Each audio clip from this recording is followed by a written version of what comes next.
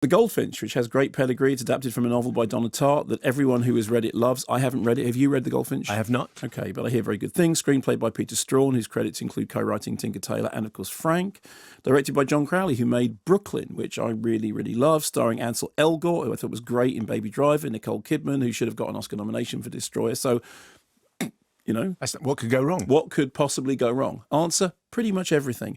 The story, which is told in kind of tricksy flashbacks and flash forwards, starts with Ansel Elgort, central character in a hotel room, telling us that he's stricken with grief over his mother's death and he kind of blames himself. Then flashes back to him as a boy, played by Oakes Fegley, I think is the name, in the Museum of Modern Art, where his mother died in an explosion. The story then jumps backward and forward in time as we see him as a boy being taken into various different family situations and making a strange connection through a ring which is passed to him and a painting which comes to him to be a talisman of everything that he has lost and everything that he kind of wants and worries about. That is the eponymous painting, which sort of is a symbol of, well, what is it a symbol of? Eternity, persistence, love. I don't know, and I'll be honest with you that halfway through the film I realised that crucially I didn't care, and that was a really big problem. About halfway into the film I had one of those internal conversations which was, who are these people?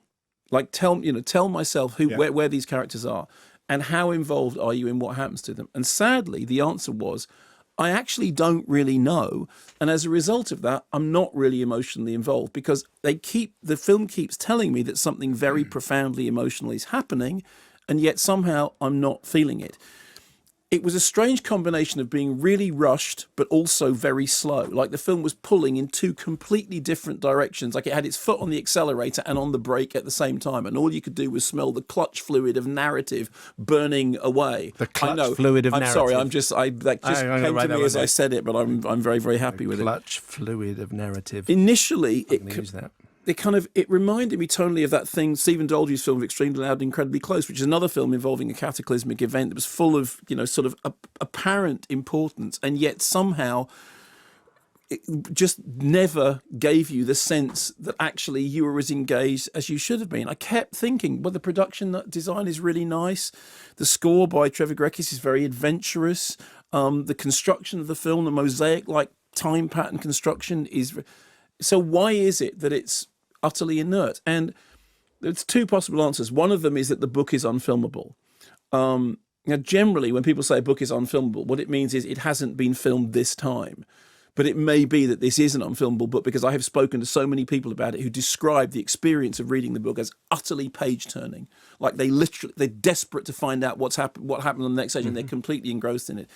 And the other one is that it may be that it's simply a conceit that is not adequately placed onto the screen, that the central conceit of the novel about this relationship with the past and the present as sort of symbolically embodied in the titular painting just isn't transferred onto the screen.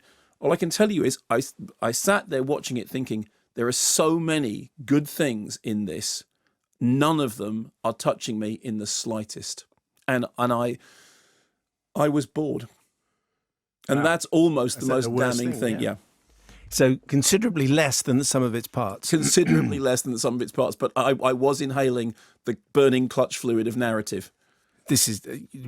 I need a bell in this studio, if we can use that again.